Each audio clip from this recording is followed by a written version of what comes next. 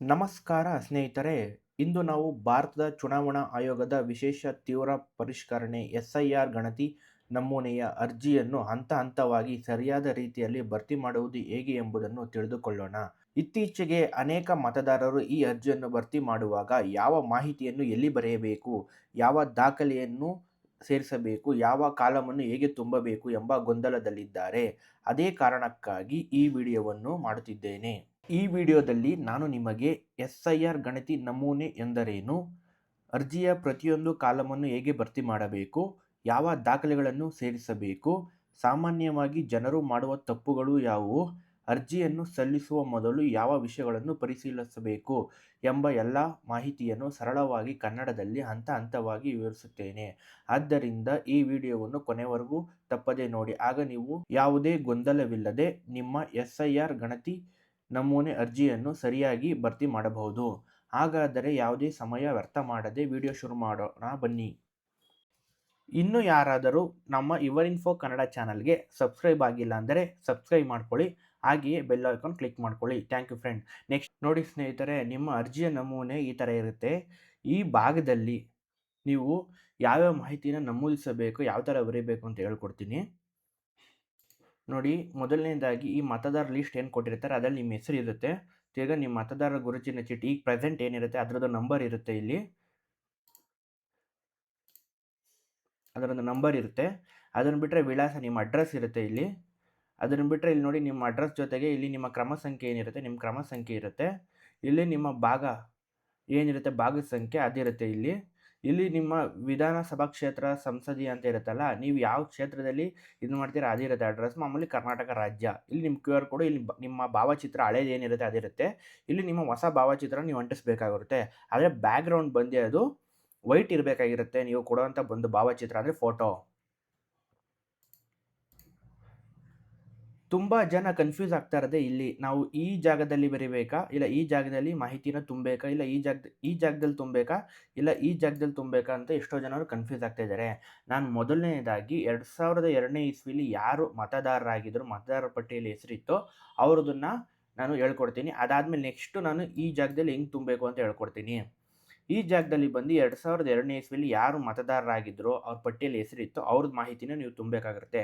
ಅದಕ್ಕೋಸ್ಕರ ನಾನು 2002ನೇ ಇಸ್ವಿಲಿ ನೀವು ಯಾವ ಥರ ಮತದಾರ ಪಟ್ಟಿಯಲ್ಲಿ ಹೆಸರಿತ್ತ ಇಲ್ವೋ ಅಂತ ಡೌನ್ಲೋಡ್ ಮಾಡ್ಕೊಂಡು ಲಿಸ್ಟ್ ನೋಡೋದನ್ನ ಡಿಸ್ಕ್ರಿಪ್ಷನಲ್ಲಿ ಲಿಂಕ್ ಕೊಟ್ಟಿರ್ತೀನಿ ಆ ವಿಡಿಯೋದು. ನೀವು ಅದನ್ನು ನೋಡಿ ಯಾವ ಥರ ಡೌನ್ಲೋಡ್ ಮಾಡ್ಕೋಬೇಕು ಅಂತ ತಿಳ್ಕೊಬೇಕಾಗುತ್ತೆ.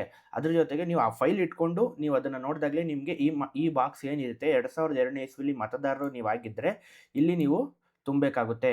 ಈ ಬಾಕ್ಸ್ ನೀವು ತುಂಬಬೇಕಾಗುತ್ತೆ ಮಾಹಿತಿನ. ಇಲ್ಲೇ ನೀವು ತುಂಬಬೇಕಾಗುತ್ತೆ, ಬೇರೆ ಕಡೆ ತುಂಬಾರ್ದು. ಇಲ್ಲಿ 2002ನೇ ಇಸ್ವಿಲಿ ನೀವು ಮತ ಚುನಾವಣೆ ಮಾಡಿರೋ ಮಾಹಿತಿನ ನೀವು ತಗೊಂಡು ಇದರೊಳಗಡೆ ತುಂಬಬೇಕಾಗುತ್ತೆ. ನೋಡಿ,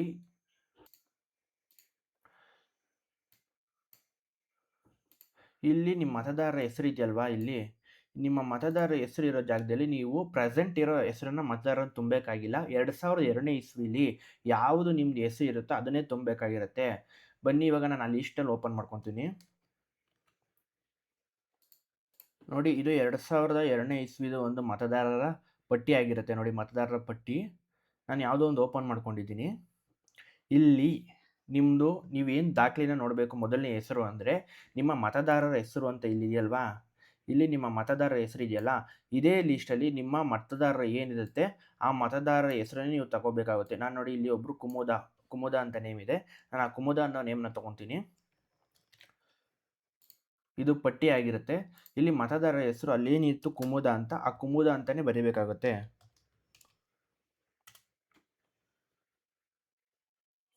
ತಿರ್ಗಾ ನಿಮಗೆ ಮತದಾರರ ಭಾವಚಿತ್ರ ಗುರುತಿನ ಚೀಟಿ ಸಂಖ್ಯೆ ಅಂದರೆ 2002ನೇ ಇಸ್ವಿ ಪಟ್ಟಿಲಿ ಯಾವ ನಂಬರ್ ಇರುತ್ತೋ ಅದನ್ನು ಬರಿಬೇಕು. ಇಲ್ಲ ಅದರಲ್ಲಿ ಅಂದರೆ ಏನು ಬರೋದು ಅವಶ್ಯಕತೆ ಇರಲ್ಲ.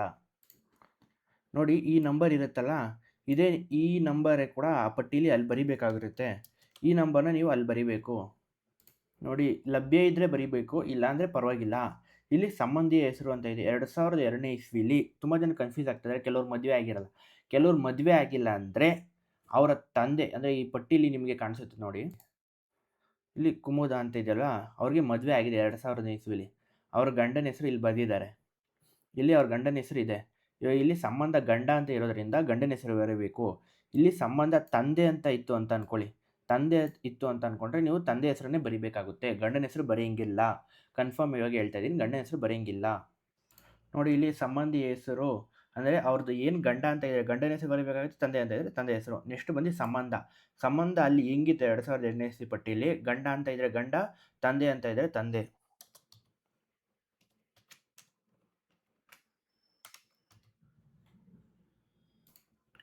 ಜಿಲ್ಲೆ ಬಂದು 2002ನೇ ಇಸ್ವಿಲಿ ಯಾವ ಜಿಲ್ಲೆ ಅಂತ ಇತ್ತು ಆ ಪಟ್ಟಿಲಿ ನಿಮಗೆ ಮೇಲ್ಗಡೆ ಇರುತ್ತೆ, ಬನ್ನಿ ತೋರಿಸ್ತೀನಿ. ನೋಡ್ಬೋದು ನೀವು ಇಲ್ಲಿ ಜಿಲ್ಲೆ ಏನಿದೆ 2002ನೇ ಇಸ್ವಿಲಿ ನಿಮ್ಮ ಜಿಲ್ಲೆನ ನೀವು ಇಲ್ಲೇ ನೋಡ್ಬೋದು. ಈ ಜಿಲ್ಲೆನೇ ನೋಡಿಕೊಂಡು ಆ್ಯಸ್ ಇಟ್ ಈಸ್ ಬರಿಬೇಕಾಗುತ್ತೆ. ಇಲ್ಲಿ ರಾಜ್ಯ ಬಂದು ಕರ್ನಾಟಕ ಅಂತಲೇ ಬರಿಬೇಕಾಗುತ್ತೆ. ಇಲ್ಲಿ ರಾಜ್ಯ ಬಂದು ಕರ್ನಾಟಕ ಅಂತಲೇ ಬರಿಬೇಕಾಗುತ್ತೆ. ಇದಾದಮೇಲೆ ಇಲ್ಲಿ ವಿಧಾನಸಭಾ ಕ್ಷೇತ್ರದ ಹೆಸರು ಅಂತ ಇದೆಯಲ್ಲ, 2002ನೇ ಇಸ್ವಿಲಿ ಯಾವ ವಿಧಾನಸಭಾ ಕ್ಷೇತ್ರದ ಹೆಸರಿರುತ್ತೋ ಅದನ್ನೇ ಬರಿಬೇಕಾಗುತ್ತೆ. ಏನಾದ್ರು ಇವಾಗ ಪ್ರೆಸೆಂಟ್ ಬದಲಾವಣೆ ಆಗಿದ್ರು ಕೂಡ ಅದೇ 2002ನೇ ಇಸ್ವಿ ವಿಧಾನಸಭಾ ಕ್ಷೇತ್ರದ ಹೆಸರನ್ನೇ ಬರಿಬೇಕಾಗಿರುತ್ತೆ. ನೀವು 2002ನೇ ಇಸ್ವಿ ಪಟ್ಟಿಲಿ ಬಂದರೆ ಇಲ್ಲಿ ಮೇಲ್ಗಡೆ ನಿಮಗೆ ಕಾಣಿಸ್ತಾ ಇರ್ಬೋದು ವಿಧಾನಸಭಾದ ಕ್ಷೇತ್ರದ ಹೆಸರು ಅಂತ. ಆ ಕ್ಷೇತ್ರದ ಹೆಸರನ್ನು ನೀವು ನೋಟ್ ಮಾಡಿಕೊಂಡು ಅಲ್ಲಿ ಬರಿಬೇಕಾಗುತ್ತೆ. ನೋಡಿ ಇಲ್ಲಿ 2002ನೇ ಇಸ್ವಿ ವಿಧಾನಸಭಾ ಕ್ಷೇತ್ರದ ಹೆಸರಾಯಿತು. ನೆಕ್ಸ್ಟ್ ವಿಧಾನಸಭಾ ಕ್ಷೇತ್ರದ ಸಂಖ್ಯೆ ಮತ್ತು ಹೆಸರು, ಇದೇ ಹೆಸರು ಜೊತೆಗೆ ಅಲ್ಲಿ ಸಂಖ್ಯೆ ಬರಿಬೇಕು. ತೋರಿಸ್ತೀನಿ ಬನ್ನಿ. ನೋಡಿ ಇಲ್ಲಿ 92 ಸಾತನೂರು ಅಂತ ಇದೆ. ಇದನ್ನು ನೀವು ನೋಟ್ ಮಾಡಿಕೊಂಡು ಆ ಜಾಗದಲ್ಲಿ ಬರಿಬೇಕಾಗುತ್ತೆ. ಇಲ್ಲಿ ವಿಧಾನಸಭಾ ಕ್ಷೇತ್ರದ ಸಂಖ್ಯೆ ಅಥವಾ ಹೆಸರು ಅಂತ ಇದೆಯಲ್ಲ, ಈ ಜಾಗದಲ್ಲಿ ನೀವು ಇದನ್ನು ಬರಿಬೇಕಾಗುತ್ತೆ, ಇಲ್ಲಿ ಬರಿಬೇಕಾಗಿರುತ್ತೆ. ಇದಾದಮೇಲೆ ನಿಮ್ಮ ಭಾಗದ ಸಂಖ್ಯೆ ಅಂತ ಇದೆ ನೋಡಿ, ತುಂಬ ಜನ ಕನ್ಫ್ಯೂಸ್ ಆಗ್ತಾ ಇದ್ದಾರೆ. ಆ ಪಟ್ಟಿಲಿ ಭಾಗದ ಸಂಖ್ಯೆ ನಿಮ್ಗೆ ಗೊತ್ತಾಗಿಲ್ಲ ಅಂದರೆ ನಿಮ್ಮ BLOಗಳನ್ನ ಕೇಳ್ಬೋದು, ಅಥವಾ ಇಲ್ಲ ಅಂದರೆ ನೀವು ಆ ಪಟ್ಟಿನ ನೋಡಿದರೆ ಆ ಪಟ್ಟಿಲಿ ಹೆಂಗೆ ತೊಗೊಳ್ಳೋದು ಅಂತ ಹೇಳ್ತೀನಿ ನೋಡಿ. ಈ ಪಟ್ಟಿಗೆ ಬಂದರೆ ಇಲ್ಲಿ ಭಾಗದ ಸಂಖ್ಯೆ ಅಂತ ಇದೆ ನೋಡಿ, ಇಲ್ಲಿ 189 ಅಂತ, ಈ ಭಾಗದ ಸಂಖ್ಯೆನ ನೀವು ಬರಿಬೇಕಾಗುತ್ತೆ. ಇಲ್ಲಿ ನೀವು ನೋಡಿ ಈ ಭಾಗದ ಸಂಖ್ಯೆನ ಬರಿಬೇಕಾಗುತ್ತೆ. ನೆಕ್ಸ್ಟ್ ನೀವು ಕ್ರಮ ಸಂಖ್ಯೆ ಅಂತ ಲೆಕ್ಕ ಬರಿಬೇಕು. ಎಲ್ಲಿ ಅಂತ ಅಂದರೆ 2002ನೇ ಇಸ್ವಿ ಪಟ್ಟಿಗೆ ಹೋಗಿ ಕನ್ಫ್ಯೂಸ್ ಆಗಕ್ಕೆ ಹೋಗಬೇಡಿ. ಈ ಲೈನ್ ಬಂದು ನಿಮ್ಮ ಮನೆ ನಂಬರ್ ಆಗಿರುತ್ತೆ, ಈ ಲೈನ್ ಬಂದು ನಿಮ್ಮ ಕ್ರಮ ಸಂಖ್ಯೆ. ಈ ಲೈನಲ್ಲಿ ಇದೆಯಲ್ಲ ಫಸ್ಟ್ ಲೈನು, ಈ ಕ್ರಮ ಸಂಖ್ಯೆ ನೀವು ಬರಿಬೇಕಾಗಿರುತ್ತೆ. ಈ ಲೈನ್ ಇದೆಯಲ್ಲ ಫಸ್ಟ್ ಲೈನು, ಈ ಲೈನ್ದು ನೋಡಿ, ಈ ಕುಮುದ ಅನ್ನೋದು ಇಲ್ಲಿ 7 ಇದೆ, ಇದನ್ನು ನೀವು ನೋಡಿಕೊಂಡು ಬರಿಬೇಕಾಗಿರುತ್ತೆ. ನೋಡಿ ಇಲ್ಲಿ ಕ್ರಮ ಸಂಖ್ಯೆ 7 ಆಯಿತು. ನೆಕ್ಸ್ಟ್ ನೀವು ಈ ಭಾಗನ ಯಾರು ಟಚ್ ಮಾಡೋಕ್ಕೆ ಹೋಗಬೇಡಿ. 2002ನೇ ಇಸ್ವಿಲಿ ಯಾರು ಮತ ಹಾಕಿರ್ತೀರಾ, ಮತದಾರರ ಪಟ್ಟಿ ಲೀಸ್ಟ್ ಇರುತ್ತೆ, ಅವ್ರು ಯಾವುದೇ ಕಾರಣಕ್ಕೂ ಈ ಭಾಗನ ಟಚ್ ಮಾಡೋಕ್ಕೆ ಹೋಗಬೇಡಿ. ಇಲ್ಲೇನು ಬರೆಯೋ ಅವಶ್ಯಕತೆನೇ ಇಲ್ಲ ನಿಮಗೆ. ನೋಡಿ ಈ ಭಾಗ ಪೂರ್ತಿ 2002ನೇ ಇಸ್ವಿಲಿ ಮತದಾರರ ಪಟ್ಟಿಯಲ್ಲಿ ಇರುವಂಥ ಹೆಸರು ತುಂಬ ಆಯಿತು. ಇವಾಗ ಇಲ್ಲಿ ಬಂದರೆ ನೀವು ನಿಮ್ಮ ಜನ್ಮ ದಿನಾಂಕನ ಬರಿಬೇಕಾಗುತ್ತೆ. ಈ ಥರ ಡೇಟ್ ಆಫ್ ಬರ್ತ್ನ ನೀವು ಪೂರ್ತಿಯಾಗಿ ತುಂಬಬೇಕಾಗುತ್ತೆ. ನಂತರ ಬಂದು ನಿಮ್ಮ ಆಧಾರ್ ಸಂಖ್ಯೆನ ಬರಿಬೇಕಾಗಿರುತ್ತೆ. ನಿಮ್ಮ ಆಧಾರ್ ಸಂಖ್ಯೆನ ಬರೆದ್ರೆ ಬರಿಬೋದು, ಬರೀದೇ ಇರ್ಬೋದು. ಬರೆದ್ರೆ ಒಳ್ಳೆಯದು. ನೀವು ನಿಮ್ಮ ಆಧಾರ್ ಸಂಖ್ಯೆನ ಈ ಥರ ಬರಿಬೇಕಾಗಿರುತ್ತೆ. 4 ನಂಬರ್ ಏನಿರುತ್ತೆ ನಿಮ್ಮ ಆಧಾರ್ ನಂಬರ್, ಅದನ್ನು ಬರಿಬೇಕಾಗುತ್ತೆ. ಇಲ್ಲಿ ನಿಮ್ಮ ಮೊಬೈಲ್ ನಂಬರ್ನ ಬರಿಬೇಕಾಗಿರುತ್ತೆ. ನೆಕ್ಸ್ಟು ಅದಾದಮೇಲೆ ಇಲ್ಲಿ ನಿಮ್ಮ ತಂದೆ ಹೆಸರು ಬರಿಬೇಕಾಗಿರುತ್ತೆ. ಇಲ್ಲಿ ನಿಮ್ಮ ತಂದೆ ಏನು ಹೆಸರಿರುತ್ತೋ ಅದನ್ನು ನೀವು ಬರಿಬೇಕಾಗಿರುತ್ತೆ. ಅದು ಹೆಣ್ಮಕ್ಳೇ ಆಗಲಿ ಗಂಡು ಮಕ್ಕಳೇ ಆಗಲಿ, ಇಲ್ಲಿ ನಿಮ್ಮ ತಂದೆ ಹೆಸರನ್ನೇ ಬರಿಬೇಕಾಗಿರುತ್ತೆ. ನಿಮ್ಮ ತಂದೆಯವ್ರದ್ದು ವೋಟರ್ ID ಸಂಖ್ಯೆ ಏನಾದರೂ ಅಲ್ಲೇನಾದ್ರು ಇದ್ದರೆ 2002ನೇ ಇಸ್ವಿ ಪಟ್ಟಿಯಲ್ಲಿ ಬರಿಬೋದು, ಇಲ್ಲ ಅಂದರೆ ನೀವು ಅದು ಬರೆಯೋ ಅವಶ್ಯಕತೆ ಇಲ್ಲ. ಅದಾದಮೇಲೆ ನೆಕ್ಸ್ಟ್ ನಿಮ್ಮ ತಾಯಿ ಹೆಸರನ್ನ ಬರಿಬೇಕಾಗುತ್ತೆ. ಇಲ್ಲಿ ನಿಮ್ಮ ದಾಖಲೆ ಇಲ್ಲ ಅಂದರೆ ಇಲ್ಲಿ ಈ ಥರ ಡಾಟ್ ಡಾಟ್ ಡಾಟ್ ಡಾಟ್ ಹಾಕ್ಬಿಡಿ. ಇಲ್ಲಿ ಬಂದು ನಿಮ್ಮ ತಾಯಿ ಹೆಸರು ಬರಿಬೇಕಾಗುತ್ತೆ.